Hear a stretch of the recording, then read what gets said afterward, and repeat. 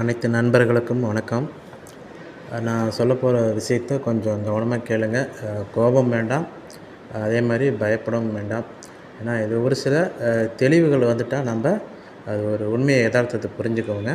இன்றைக்கி 19/2/2025 2:15க்கு வந்து பார்த்திங்கன்னா, மாண்புமிகு சென்னை உயர்நீதிமன்ற நீதியரசர் ஆனந்த் வெங்கடேஷ் அவர்கள் முன்னிலையில் அந்த ஆசிரியர் இப்போ பிடிபிஆர்டிக்கு பெரிய இடையூறாக உள்ள அந்த 2% அமைச்சர் பணியாளர்கள் கேஸ், அந்த நீதிமன்ற அவமதிப்பு வழக்கு வந்து பார்த்திங்கன்னா 40/18/2024 இந்த வழக்கு தொடர்பாக வந்து பார்த்திங்கன்னா அது மற்றும் இதர வழக்குகள் இன்று பட்டியலிடப்பட்டு வரப்பட்டது.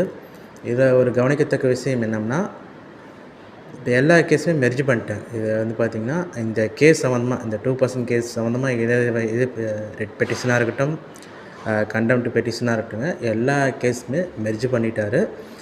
இதே நம்மளுக்கு ஒரு வெற்றிக்கு தகுந்த மாதிரி தாங்க. ஏன்னா இதுக்கு 17/3/2025 வந்து பார்த்திங்கன்னா இறுதி விசாரணைக்கு எடுத்துக்கொள்ளப்பட்டு அன்றைக்கி நீங்கள் எதிர்பார்க்குற மாதிரி முழு விவாதங்கள் உயர்நீதிமன்றத்தில் நடைபெறும். பல்வேறு தரப்புகள் வந்து பார்த்திங்கன்னா வாதங்கள் முன்வைக்கப்பட்டு அதன் அடிப்படையில் இறுதி தீர்ப்பு வழங்கப்படும். அது கொஞ்சம் நீண்ட நாள்கள்னாலும் வேறு வழி இல்லைங்க. ஏன்னா நம்மளுக்கு அந்த அதிகப்படியான நேரங்கள் வந்து அந்த கேஸ் லிஸ்ட் உங்களுக்கே தெரியும், டெய்லியும் போடுவாங்க, வீக்லி போடுவாங்க, மந்த்லியும் போடுவாங்க. அந்த இதில் அவங்க பட்டியலிடப்பட்டு வழக்குகள் எண்ணிக்கை கம்மியாக இருக்கும்போது அன்றைக்கி தான் வந்து பார்த்திங்கன்னா அந்த லிஸ்ட் அவுட் பண்ணுவாங்க. அது மாதிரினால தான் இப்போ நம்மளுக்கு இப்போ ஒரு மாதம் ஃபுல்லாக ஷெட்யூல் அதிகமாக இருக்கிறதுனால நம்மளுக்கு கேஸ் ஒரு மாதம் தள்ளி போயிருக்குங்க. மற்றபடி இது ஒரு எதனால் தள்ளி போட்டதுனா இன்னும் தீர்ப்பு ஏதாச்சும் மாறி போயிருமோ, இன்னும் ஏதாச்சும் வேறு மாதிரி நம்மளுக்கு எதிராக திரும்பும்னு சொல்லிட்டு அந்த மனநிலை தயவு செஞ்சு அந்த இதுக்கு போக வேண்டாம். யதார்த்தத்தை புரிஞ்சுக்கணுங்க, அதுதான் சொல்ல வரேன். இன்றைக்கி நிறைய பேர் சொல்லியிருந்தாங்க நண்பர்கள், அதாவது தேர்ச்சி பெற்ற ஆசிரியர்களே வந்து பார்த்திங்கன்னா ஒரு ஏளனம், ஒரு நக்கல் சிரிப்பு, அவங்க வந்து பார்த்திங்கன்னா ஏதோ சாதிச்சிட்ட மாதிரி நாங்கள் சொன்னோம்.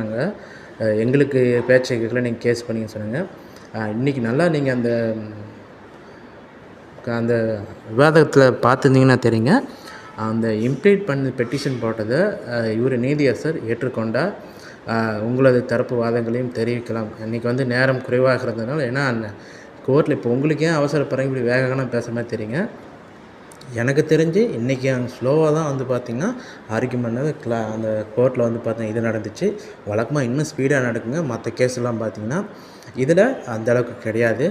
அவங்க அதை ஏற்றுக்கிட்டாருங்க. உயர்நீதிமன்ற நீதியரசர் வந்து பார்த்திங்கன்னா, வாங்க கம்மின்னு வந்து பார்த்திங்கன்னா அவங்க கண்டிப்பாக நீங்கள் வாங்க, உங்கள் தரப்பு வாதங்கள் வைங்க, நான் வந்து பார்த்திங்கன்னா கன்சிடர் பண்ணி ஆர்குமெண்ட் தரேன்னு சொல்லிட்டு அதே நம்மளுக்கு ஒரு வெற்றிகரமான செய்திங்க. இப்போ நீங்கள் இவ்வளோ பேர், உங்களுக்கே தெரியும், நவம்பர் 6ஆம் தேதியிலேருந்தே இந்த ஹியரிங் வந்து அந்த ஆசிரியர் தேட்டருக்கு அந்த ஸ்டே கேஸ் வந்து பார்த்திங்கன்னா வராமல் இருந்துச்சுங்க. இப்போ அதை எடுத்துகிட்டு வர்றதுக்கான முக்கிய காரணமே இவர்கள் தான்.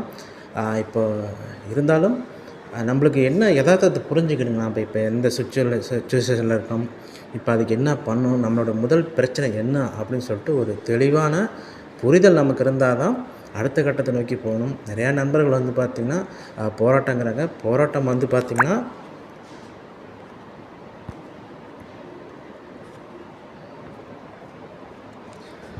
போராட்டங்கள் சட்டம் ஒழுங்கு பிரச்சனை ஏற்படும். தேவையில்லாமல் உயர் அலுவலர்கள் வந்து பார்த்திங்கன்னா கோபத்தை வரக்கூடியது. அதே மாதிரி எந்த ஒரு இதுவும் சரியாக வாங்கி தராதுங்க. அதனால் நீங்கள் கொஞ்சம் கவனமாக சிந்திச்சு பாருங்கள். நீதிமன்ற வழக்கு இருக்கும்போது கண்டிப்பாக அடுத்த கட்ட போக முடியாது. கண்டிப்பாக போராட்டம் பண்ணி தான் நம்ம போஸ்டிங் வாங்கணும். அது வந்து காலம்தான் பதில் சொல்லுங்கள். ஏன்னா நம்மளுக்கான சூழல் வந்து இப்போ வழக்குகள் இருக்கிறதுனால நம்மளோட முழு கவனமும் வழக்கு மீதே ஒன்றிணைய வேண்டும். இன்னும் நிறையா சப்போர்ட் இருந்தீங்கன்னா எல்லாமே ஒட்டுக்கா திரளுங்க. நீங்கள் சப்போர்ட் பண்ணலீங்களா, அந்த எதிர்வாதங்கள், அதாவது அவதூறுகள், ஏன்னா மற்றவங்க எப்படி வேணால் கூட பேசலாம் பண்ணலாங்க. ஏன்னா இவங்க அந்த வேறு லைனில் இருக்கிறாங்க. இப்போ அவங்களோட வழிகளோ அவங்களோட உணர்ச்சிகளை வந்து புரிஞ்சிக்க முடியாது. ஆனால் எல்லாருமே பிடிபிஆர்டி இப்போ இந்த யூஜிடிஆர்பி கேண்டிடேட்டாக இருந்துட்டு நீங்களே பல குழுக்களாக பிரிஞ்சுக்கிறீங்க, இவ்வளோ சண்டை பண்ணுறீங்க, இவ்வளோ வந்து பார்த்திங்கன்னா மாற்றி நீங்கள் கொஞ்சம் தரம் தாழ்ந்தே கொஞ்சம் வந்து பார்த்திங்கன்னா வெளிப்படையாக பேசுகிறீங்க. அது கொஞ்சம் முடிஞ்ச அளவுக்கு தவிர்த்துருங்க. ஏன்னா பொது வெளியே நம்ம எது பேசுகிறாலும் வந்து பார்த்திங்கன்னா அந்த நல்ல விஷயங்கள் அவ்வளோ சீக்கிரம் போகிறது இல்லைங்க. எதிர்மறையான விஷயங்கள் வந்து பார்த்திங்கன்னா வேகமாக பரவுது. எதிர்த்தரப்பினர் அதான் எதிர்பார்க்குறாங்க. இவங்க ஒன்றிணைந்தால் எந்த செயலும் சரிங்க, எந்த வழக்காக இருந்தாலும் விரைவில் நீர்த்து போகும் தெரியும். அதனால தான் அவங்க பிரித்தாளும் சூழ்ச்சி வந்து பார்த்திங்கன்னா பண்ணுறாங்க. அவங்க எதிர்பார்க்குறதுக்கு மேலேயே நீங்கள் வந்து பார்த்திங்கன்னா பல கூறுகளாக பிரிஞ்சு வச்சுக்குங்க. இன்னுமே நம்மளுக்கு 1 மாதம் டைம் கொடுத்ததுக்கான இது நம்மளோட ஒற்றுமை ஒன்றியாக இருந்தால் மட்டும்தான் நம்ம அடுத்த கட்டத்தை முன்னோக்கி போகணும். எதை பற்றியுமே பயந்துக்க தேவையில்லைங்க. நம்ம எங்கே போராட தேவையில்ல, யார் ஒரு அரசியல்வாதியும் சந்திக்க தேவையில்ல. அதுக்கான தீர்வுகள் வந்து கண்டிப்பாக பின்னாடி பார்த்துக்கலாம். அடுத்த கட்ட பார்த்துக்கலாம். இன்றைக்கி இந்த வழக்கை பொறுத்த வரைக்கும் ஏன்னா அந்த கேஸ் லிஸ்ட்டு பண்ணாங்க. அது வந்து பார்த்திங்கன்னா நீதியரசர் வந்து பார்த்திங்கன்னா அந்த கேஸ் இந்த 2% கேஸில் வந்து பார்த்திங்கன்னா அவ்வளோ வழக்குகள் வந்து பார்த்திங்கன்னா அந்த கேஸ் கட்டை பார்த்துட்டே அவர் வந்து ஆச்சரியப்படுறாரு, இவ்வளோ இருக்கான்னு சொல்லிட்டு. ஏன்னா அந்த அளவுக்கு இந்த எண்ணிக்கை அதிகமாகிடுச்சுங்க. இப்போ இவங்க தரப்புலையும் இம்ப்ளீட் ஆனதுனால இது ஒரு நல்ல விஷயந்தாங்க. அதனால் அதுலேயும் கொஞ்சம் பார்த்துக்குங்க. ஏன்னா கேட்டாங்க நிறைய பேர் வந்து என்ன கேஸ் போனீங்களே என்னாச்சு அப்படின்னு சொல்லிட்டு.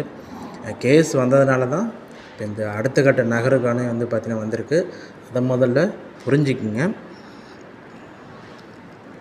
ஏன்னா இப்போ இந்த தொடர்பான அனைத்து வழக்குகளும் ஏன்னா இந்த பேஜில் எது எதெல்லாம் இந்த சம்மந்தம் இருந்துச்சோ அது எல்லா வழக்குகளுமே 17/3/2025க்கு கூப்பிட்ருக்காங்க. அன்றைக்கி விரிவான விசாரணை நடைபெறும். இன்றைக்கி லிஸ்ட் அவுட் பண்ணதால் மட்டும்தாங்க, அதனால் சீக்கிரமே முடிஞ்சிருச்சு. அது நிறைய பேர் என்ன சொல்லிட்டாங்க, என்ன ஒன்றுமே இல்லைனுங்க. அதில் இன்றைக்கி எல்லா இதுவுமே அவங்க மெர்ஜ் பண்ணிருக்கிறாங்க. அடுத்த விசாரணையில் அது தரப்பு வாதங்கள் முன்வைக்கப்படும் பட்சத்தில் கண்டிப்பாக நமக்கு ஒரு நல்ல முடிவு வரும்னு சொல்லி. ஏன்னா நம்மளுக்கு இப்போ இதிலே பார்த்துருப்பீங்க. ஏன்னா நம்மளுக்கு மே மாதம் 2024 ஆகஸ்ட் வரைக்குமே அந்த 3 மாதங்கள் பல்வேறு வழக்குகள், பல்வேறு நிலைகள், கிட்டத்தட்ட அது எந்த ஒரு எக்ஸ்ட்ரீம் லெவலுக்கு போயிடுச்சுன்னு சொல்லிட்டு எல்லாருக்குமே தெரியும். அந்த இதே நம்ம மீண்டு வந்துட்டோம், நல்லபடியாக வந்துட்டோம். இதுவும் நம்மளுக்கு சாதகமாக வரும். அதற்கு தகுந்த மாதிரி நம்மளோட இது அனைமைங்க. நம்ம அது வரைக்கும் பண்ண வேண்டியது ஒற்றுமை தான். இந்த 1 மாத காலத்தில் அனைத்து குழுக்களும், அனைத்து நிர்வாகிகளும் அந்த பேசி ஒரு முடிவு எடுத்து அந்த ஒன்றிணையை பாருங்கள். கருத்து வேறுபாடுகள் இருக்கலாம், பிடிக்காமல் கூட இருக்கலாங்க. அதெல்லாம் விட்டுட்டு இப்போதைக்கு நீங்கள் பண்ணுற வேலை எல்லாருமே சேர்ந்து ஒட்டுக்காக பண்ணி அடுத்த கட்ட நகருக்கு சென்றால் மட்டுமே வெற்றியை முழுமையாக அடைய முடியும். நீங்கள் இதே தொடர்ந்து இருக்குன்னு அவசியம் இல்லைங்க. நம்மளோட வேலை வந்து பார்த்திங்கன்னா போஸ்டிங் வாங்குற வரைக்கும் ஒட்டுக்காக இருக்கணும். அப்போது அதுக்கப்புறம் நீங்கள் பிரிஞ்சுக்கலாம், அதுக்கு பார்க்கலாம். ஆனால் நம்மளோட இது வந்து பார்த்திங்கன்னா எல்லாரோடைய நோக்கமும் ஒரே நேர்கோட்டில் பயணித்தால் மட்டுமே இதுக்கான சாத்தியக்கூறுகள் அதிகம். தயவு செஞ்சு கேட்டுக்கிறேன்.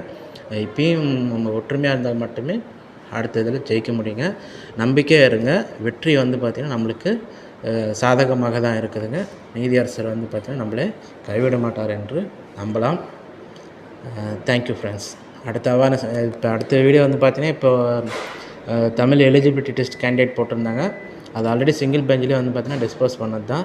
இதுலேயும் பார்க்கலாங்க. ஏன்னா அதுக்கு தகுந்த மாதிரி அந்த இதில் அந்த அடுத்த ஹியரிங்குள்ளார இதுவும் முடிஞ்சிடும்னு சொல்லிட்டு ஒரு நம்பிக்கையோடு எதிர்நோக்கலாம். அனைத்து நண்பர்களுக்கும் சற்று அமைதி காக்குமாறு பணியுடன் வேண்டிக் கொள்கிறேன். தேங்க்யூ.